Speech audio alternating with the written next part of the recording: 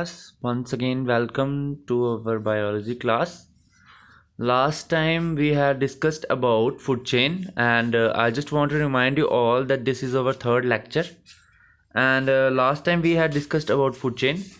We had also discussed about the uh, types of food chain and also about the characteristics and the significance of food chain. And today we are taking a topic that is related to the food chain, and that is food web. So let's start discussing about it now. So food chain, what is a food chain? Before I start to explain what is a food chain, I just want to remind you all that food chain is just like a food web is just like a food chain. यहाँ पे food web भी क्या होती है, food chain से ही बनी होती है. ठीक है, यहाँ पे क्या होता है, इंटरकनेक्टेड फूड चेन्स होती हैं. मतलब बहुत सारी फूड चेन्स एक दूसरे के साथ कनेक्टेड होती हैं इकोसिस्टम में, और वो रिलेशनशिप बनाती हैं बहुत सारी स्पीशीज़ का. उसको आप क्या बोलते हो, वो क्या है, फूड वेब है. फूड वेब आपको बताते हैं, फूड वेब आपको बताता है किस तरह से एक ऑर्गेनिज्म जो एक ही काइंड के स्पीशीज़ हैं वो दूसरे वाले को बिलोंग करता है. ठीक है, किस तरह से ये कनेक्टेड रहता है. जैसे आप जानते ही हो, बहुत सारी फूड चेन्स हैं वो हमारी कम्युनिटी पे एग्जिस्ट करती हैं. ठीक है, लिविंग ऑर्गेनिजम्स की कम्युनिटी पे एग्जिस्ट करती हैं. जैसे अगर आप बात करो, वो कम्युनिटी जो ग्रासलैंड पे रहती है, वो जो फॉरेस्ट में रहती है, वो जो पॉन्ड पे रहती है, क्रॉप फील्ड में रहती है. बहुत सी ऐसी फूड चेन्स हैं जो इंटरकनेक्टेड रहती हैं स्पीशीज़ से. ठीक है, जो बहुत सारी एक या दो से ज़्यादा फूड चेन से बनती हैं. सो इंटरकनेक्टेड फूड चेन्स जो होती हैं, जो एक इकोसिस्टम में ऑपरेट होती हैं और एक रिलेशनशिप बनाती हैं, उसको आप क्या बोलते हो, फूड वेब. तो मेरा कहने का मतलब ये था, बहुत सी फूड चेन जब जुड़ती हैं तो वो बनाती हैं फूड वेब. और एक फूड वेब में आपको बहुत सारे रास्ते मिलते हैं एक ऑर्गेनिज्म के खाने के. जैसे एग्जाम्पल के तौर पे अगर आप देख लो, अगर लॉयन के सामने डेयर होगा तो लॉयन डेयर को खाएगा. अगर वहाँ पर लॉयन डेयर नहीं होगा तो लॉयन क्या कर सकता है, शिकार दूसरे एनिमल का भी कर सकता है उसकी जगह.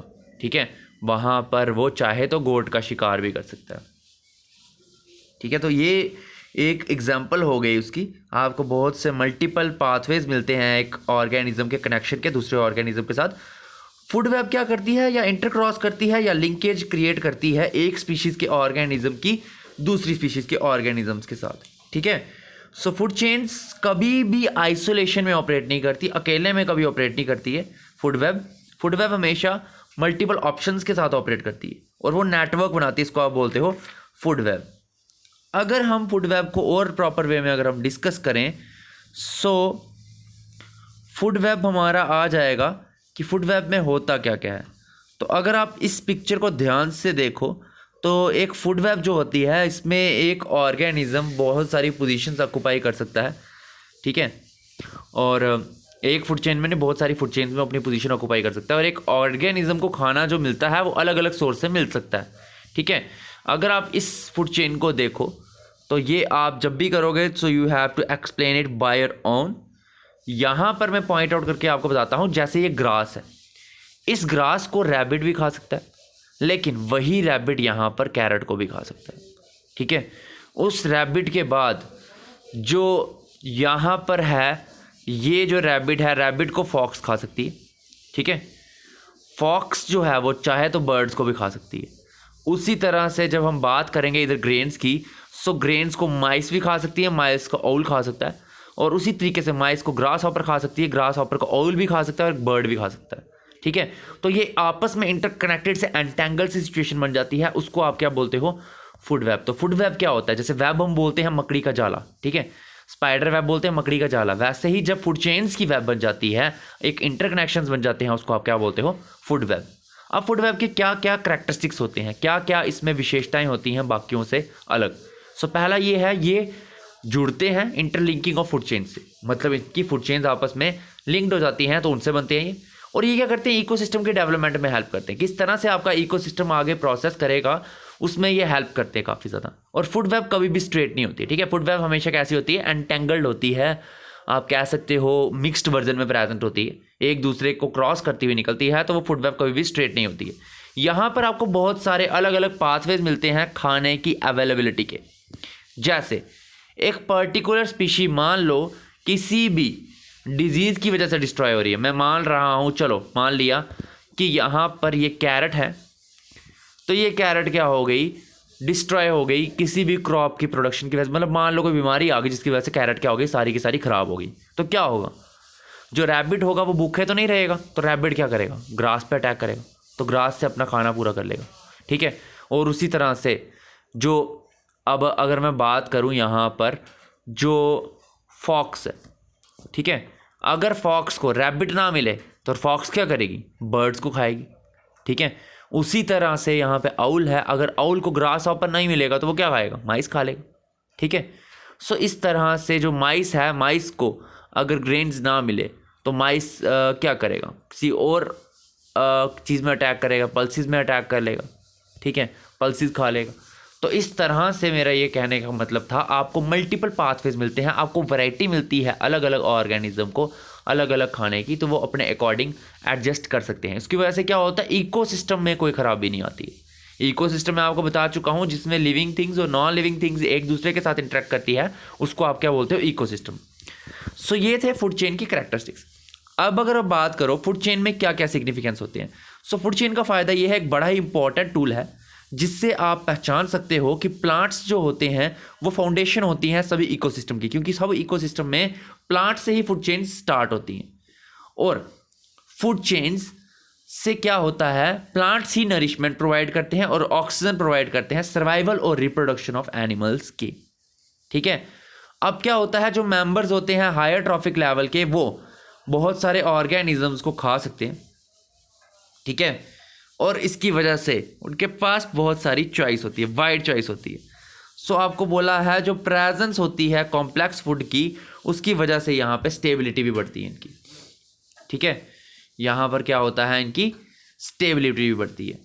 सो अब आपको बताया है फूड वेब्स क्या करते हैं, बड़ा इंपॉर्टेंट रोल प्ले करते हैं अंडरस्टैंड करने के लिए कि किस तरह से कॉम्प्लेक्स फूड जो होता है वेब में वो स्टेबिलिटी को बढ़ाता है इकोसिस्टम की। स्टेबिलिटी का मतलब किस तरह से इकोसिस्टम में प्लांट्स और एनिमल्स की अगर एक स्पीशीज़ अवेलेबल ना हो, दूसरे एनिमल को वो किसी और स्पीशीज़ को भी खा के अपना गुजारा कर सकते हैं, ठीक है। सो एक और चीज़ आपको ये बताई है कि यहाँ पे ट्रॉफिक लेवल्स और पॉपुलेशंस और अलग अलग स्पीशीज़ को कनेक्शन मिलता है फूड वेब में, ठीक है। सो फूड वेब में आप देखोगे बहुत ही सारा मल्टी नेटवर्क होता है, अलग अलग पाथवेज का multi network of food chains यहाँ पर होते हैं, ठीक है। और ये स्टार्ट हमेशा होती है प्लांट से, क्योंकि प्लांट एक प्रोड्यूसर है, और एंड करेगी कार्निवोर से। सो यहाँ पर आपको बताया ऑलमोस्ट 6 फूड चेन्स ऑपरेट कर सकती हैं, या उससे भी ज़्यादा फूड चेन्स बहुत बार ऑपरेट करती हैं, ठीक है। सो ये था। अब अगर हम फर्दर मूव करें अपने नेक्स्ट टॉपिक पे, सो उस टॉपिक को मैंने क्वेश्चन की तरह यहाँ पर बनाया हुआ कि बहुत बार पेपरों में क्वेश्चन की तरह ही वो आता है, व्हाट आर ट्रॉफिक लेवल्स। अब ट्रॉफिक लेवल्स क्या होते हैं, ठीक है।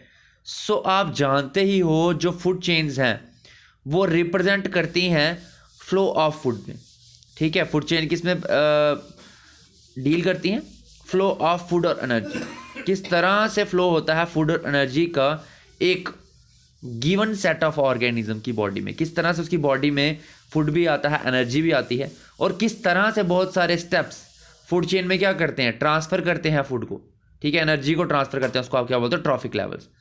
सो एक फूड चेन में जो स्टेप्स होते हैं representing an organism forms a traffic level, तो इसी के जो छोटे छोटे स्टेप्स होते हैं उसको आप क्या बोलते हो, ट्रॉफिक लेवल। तो ट्रॉफिक लेवल्स क्या होते हैं, छोटे छोटे से स्टेप्स जो होते हैं फूड चेन में जहाँ पे transfer of food and energy होती है, उसको आप क्या बोलते हो, ट्रॉफिक लेवल। और ट्रॉफिक लेवल की अगर आप बात करो तो यहाँ पे क्या होता है, अगर आप टर्न बाय टर्न देखो तो उसमें जो ग्रेजुअल इंक्रीज होता है, ग्रेजुअल डिक्रीज होता है एनर्जी में। जैसे एग्जाम्पल के तौर पे यहाँ पे आपको एक पिरामिड दिया हुआ है, तो पिरामिड में क्या है कि सबसे पहले जो प्रोड्यूसर्स होंगे उनको सबसे ज़्यादा एनर्जी मिलेगी, उस प्रोड्यूसर के बाद जो प्राइमरी कंज्यूमर्स होंगे उनको सेकंड लेवल की एनर्जी मिलेगी। मतलब प्रोड्यूसर्स में जितनी एनर्जी होगी उससे कम प्राइमरी कंज्यूमर्स में होगी, और प्राइमरी कंज्यूमर्स के बाद फिर बात करते हैं तो सेकेंडरी कंज्यूमर्स की आती है, और सेकेंडरी कंज्यूमर्स को प्राइमरी कंज्यूमर्स से कम एनर्जी मिलती है, क्योंकि यहाँ पे दिया हुआ है अगर प्रोड्यूसर्स को 1000 किलो जूल मिलती है तो प्राइमरी कंज्यूमर्स को 100 किलो जूल्स मिलेगी, और इस तरह से primary consumers second trophic level को बिलोंग करते हैं। और थर्ड ट्रॉफिक लेवल की जब मैं बात करूँ तो सेकेंडरी कंज्यूमर्स आ जाते हैं जिनको 10 किलो जूल्स मिल रही है और लास्ट में जो टर्शरी कंज्यूमर आ रहा है उसको 1 किलो जूल मिल रही है। तो कहने का ये मतलब था कि जो ऑर्गेनिज्म सबसे एंड में जिसको जो चीज़ मिलेगी उसको सबसे कम एनर्जी मिलेगी। सबसे एंड का मतलब ये नहीं है कि उसको खाना सबसे एंड में मिलेगा, तो उसमें ये है कि जब वो लास्ट में जो लास्ट के मतलब वो सिर्फ कुछ ही टाइप के ऑर्गेनिज्म को अटैक कर पाएगा जिसकी पॉपुलेशन भी कम होगी, तो उसको सबसे कम एनर्जी मिलेगी। ठीक है। सो जहाँ पर अगर आप कंप्लीट में बात करो तो आपको ये बताया है कि सिर्फ 10% एनर्जी एक ट्रॉफिक लेवल से दूसरे ट्रॉफिक लेवल पे पास होती है। ठीक है, सिर्फ 10% एनर्जी। और एक और बात अगर मैं आपको बता दूं कि सिर्फ 1% एनर्जी जो होती है वो सनलाइट से प्लांट्स एब्जॉर्ब कर सकते हैं। सिर्फ 1% एनर्जी सनलाइट से प्लांट्स एब्जॉर्ब कर सकते हैं और बाकी का जितना भी परसेंटेज होती है 90% वो लॉस्ट हो जाती है in the form of heat and energy. Heat और एनर्जी की फॉर्म में वो आपके इन्वायरमेंट में चली जाती है। ठीक है। सो इसकी यहाँ पे बात करें अगर हम, तो हर्बीवोर्स जो होते हैं सबसे पहला ट्रॉफिक लेवल हमेशा प्रोड्यूसर्स का आता है। ठीक है, producers have always the first trophic levels. Second trophic level पे आपके आते हैं हर्बीवोर्स। तो herbivores are at the second trophic level. Third trophic level पे आपके आ जाते हैं carnivores that are large carnivores. ठीक है, छोटे छोटे कार्निवोर्स जो हर्बीवोर्स को अटैक करते हैं। और लास्ट में आते हैं लार्ज कार्निवोर्स को टॉप कार्निवोर्स बोलते हैं। उनका ट्रॉफिक लेवल फोर्थ लेवल पे आता है। सो इस तरह से आपके ट्रॉफिक लेवल्स ऑपरेट होते हैं एक फूड चेन में। सो अगर हम बात करें, ये मैं बड़े अच्छे से डिस्कस कर चुका हूँ, तो हर्बीवोर्स जो होते हैं वो प्राइमरी कंज्यूमर्स होते हैं। ठीक है, जो हर्बीवोर्स होते हैं वो प्राइमरी कंज्यूमर्स होते हैं। स्मॉल कार्निवोर्स होते हैं ये सब सेकेंडरी कंज्यूमर्स में आते हैं। और टॉप कार्निवोर्स को आप टर्शरी कंज्यूमर्स बोलते हैं क्योंकि वो टॉप पे आते हैं और वो टॉप पे ही अटैक करते हैं अपने खाने को, और उनकी पॉपुलेशन एक जगह में कम भी बड़ी ज़्यादा होती है। सो अगर आप डायग्राम इसकी बनाओगे तो आप देखोगे कि सबसे बड़ा लेवल प्रोड्यूसर्स का है, प्रोड्यूसर्स के बाद उससे छोटा लेवल प्राइमरी कंज्यूमर्स का है, प्राइमरी कंज्यूमर से छोटा लेवल सेकेंडरी कंज्यूमर्स का है और उसके बाद टर्शरी कंज्यूमर्स का है। सो अगर हम आज की बात को डिस्कस करें कि हमने आज क्या पढ़ा है, that is the food web and the traffic level. तो फूड वेब क्या होता है, जिसमें बहुत ही सारे नेटवर्क्स बने होते हैं फूड चेन के, उसको आप बोलते हो फूड वेब। फूड वेब में एक ऑर्गेनिज्म को मल्टीपल पाथवेज मिलते हैं अपने खाने को पूरा करने के लिए। और फूड वेब क्या करती है, इकोसिस्टम डेवलपमेंट में हेल्प करती है and it is very important for the balance in our ecosystem. So ये था। उसके बाद अगर आप फर्दर डिस्कस करोगे इसके बारे में, ट्रॉफिक लेवल्स के बारे में, तो जो छोटे छोटे स्टेप्स होते हैं फूड चेन में उसको आप क्या बोलते हो, ट्रॉफिक लेवल। और ट्रॉफिक लेवल सबसे फर्स्ट ट्रॉफिक लेवल जो होता है वो प्रोड्यूसर्स का होता है। सेकंड ट्रैफिक लेवल जो होता है वो हर्बीवोर्स का होता है जो प्रोड्यूसर्स को खाते हैं। थर्ड ट्रॉफिक लेवल कंज्यूमर्स का होता है जो हर्बीवोर्स पे अटैक करते हैं, जिसको आप सेकेंडरी कंज्यूमर्स बोलते हो। और उसके बाद आता है टर्शरी कंज्यूमर्स का, दैट इज टॉप कार्निवोर्स, जो अटैक करते हैं थर्ड लेवल के कंज्यूमर्स पे, दैट इज कार्निवोर्स पे। ठीक है।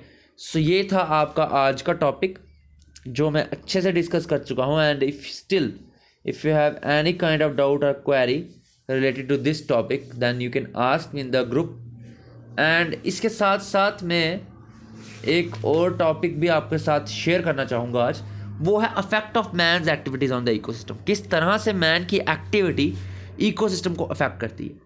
आप जैसा जानते ही हो, मैन बहुत सारे लिविंग ऑर्गेनिजम्स के साथ इंटरेक्ट करता है अपने इकोसिस्टम की डेवलपमेंट के लिए, और मैन जो है इंपॉर्टेंट पार्ट है।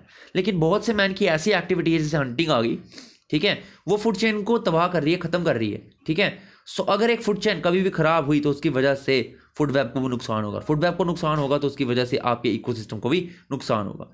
तो अगर फूड चेन्स में शॉर्टनिंग होगी, ठीक है, फूड चेन्स की शॉर्टनिंग होगी मैन्स एक्टिविटी की वजह से, तो उसकी वजह से क्या होगा, इम्बैलेंस आ जाएगा आपके इकोसिस्टम में और अल्टीमेटली सारा का सारा बायोस्फीयर डिस्टर्ब हो जाएगा, ख़राब हो जाएगा।